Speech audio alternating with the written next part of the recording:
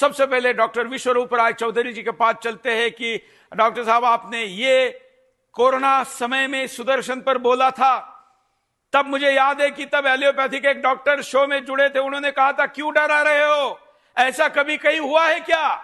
तो आपने कहा था ऐसा होगा। धन्यवाद सुरेश जी, आपने पहली बात तो मौका दिया मुझे तब जब सारे यूट्यूब चैनल बंद हो गए थे मेरे। वो टाइम था जब वैक्सीन आई नहीं थी, 2020 की बात। वैक्सीन आने वाली थी, बस ये अनाउंसमेंट था। और तब मैंने बोला था, आपके चैनल में आके ही बोला था कि भाई ये वैक्सीन लगाने से लोग खड़े खड़े मरेंगे, पैरालिसिस होगी, कार्डियक अरेस्ट होगा, हार्ट अटैक होगा। ये उस वक्त कोई प्रिडिक्शन नहीं था। उस वक्त बेस्ड ऑन द साइंस, ये कोविड वैक्सीन के इंग्रेडिएंट जिस तरह से वो बन रहे थे, उस प्रोसेस को समझने के बाद ये कंक्लूजन निकला कि ये तो वैक्सीन नहीं है, वैक्सीन के नाम पे एक जहर दिया जा रहा है, we can call it a slow poison. और बाद में अब ये साबित हो गया, TTS थ्रोम्बोसिस थ्रोम्बोसाइटोपिनिया, जो कि अब यूनिवर्सली साबित हो गया, ये एक्सेप्ट हो गया है कि इसी की वजह से हार्ट अटैक या कार्डियक अरेस्ट ये सब हो रहा है। तो उस वक्त जो मैंने बोला था वो आज अनफॉर्चुनेटली सच होता हुआ दिख रहा है। बड़ा दुखद बात है। जो वीडियो आपने अभी दिखाया, ये तो दिल दहलाने वाली बात है। मतलब इतना ज्यादा विकराल रूप ले लेगा कि छोटे छोटे बच्चे भी उसके चपेट में आ जाएंगे, इतना तो मैंने नहीं सोचा था। लेकिन ये क्लियर था, उस वैक्सीन लगाने का एक ही पर्पस है, लोगों को क्लियरली मारना, स्लो पॉइजन देना, जो कि वो वैक्सीन कर पाया। और अब मेडिकल जर्नल में, इवन लैंसेट में इस बात का प्रूफ तक भी पब्लिश हो चुका है। अब तो कोई कंफ्यूजन नहीं है कि इससे हो रहा है कि नहीं, इसी से ही हो रहा है, साबित भी हो चुका है, मेडिकल साइंस के अंदर ही साबित हो चुका है।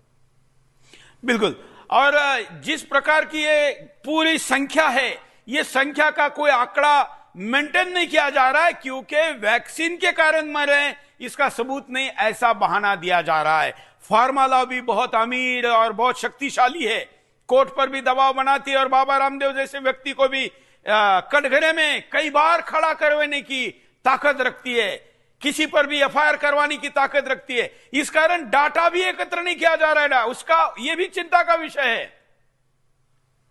डेफिनेटली यस, वो जानबूझ के नहीं किया जा रहा है ताकि कोई सबूत ना रहे। लेकिन अगर हम देखें तो जो मेरे हिसाब से नॉर्मली जितना हार्ट अटैक होता था, उसके करीब 100% 100 गुना, नॉट प्रतिशत, 100 गुना ज्यादा हार्ट अटैक के केसेस आ रहे हैं। और सिर्फ ये हार्ट अटैक की बात नहीं, डेथ की बात नहीं, सारे लोग नहीं मरते हैं इस वैक्सीन से। इनफर्टिलिटी है, कैंसर का रफ्तार कई गुना बढ़ गया है, इम्पोटेंसी कई गुना बढ़ गई है, डायबिटीज का, chronic kidney failure, sudden kidney failure, acute kidney failure, ये कई गुना बढ़ गया सडनली। मतलब कल तक जो हेल्दी था, अचानक ही देखने को मिला। तो ये सारी चीजें तो है ही हैं। बिसाइड जो मर गया वो तो बच गया एक तरह से, कि वो चला गया दुनिया से, लेकिन जो है और इसकी वजह से वो बीमार है और बीमारी झेल रहा है, तो वो उसकी तादाद कई गुना है, कई ज्यादा उसकी तादाद है, जो कि लोग फील भी करते हैं, एक्सपीरियंस करते हैं। तो ये भी आज का सच है। और इसमें आप जैसे लोग सुदर्शन न्यूज आवाज उठाएगा तो आई एम श्योर कि जो डेटा मेंटेन वाली बात है वो आने वाले दिनों में उसकी भी शुरुआत होगी। एक मुहिम जरूर चलेगा। एटलीस्ट एक सबक मिल गया सबको कि आगे से इस तरह के षड्यंत्र को हमें भांपना है और उसके लिए पूरी तरह तैयार होना है, लड़ना है उसके लिए। सुदर्शन छोड़ के तो खैर कोई भी इस विषय पर शो ही नहीं कर रहा है। आप जानते हैं कि फार्मा लॉबी के दबाव में कोई इस पर बोलने को तैयार नहीं है।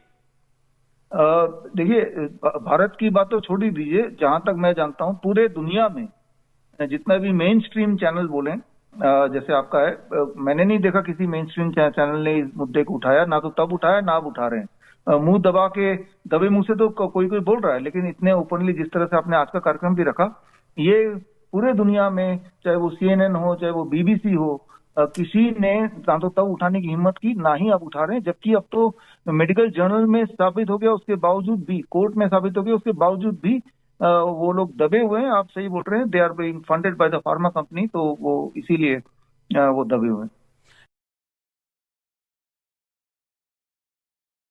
बड़ी से बड़ी बीमारी का आसान से आसान इलाज घर बैठे ही हो सकता है। अधिक जानकारी के लिए कांटेक्ट करें nearest doctor BRC clinic @ home।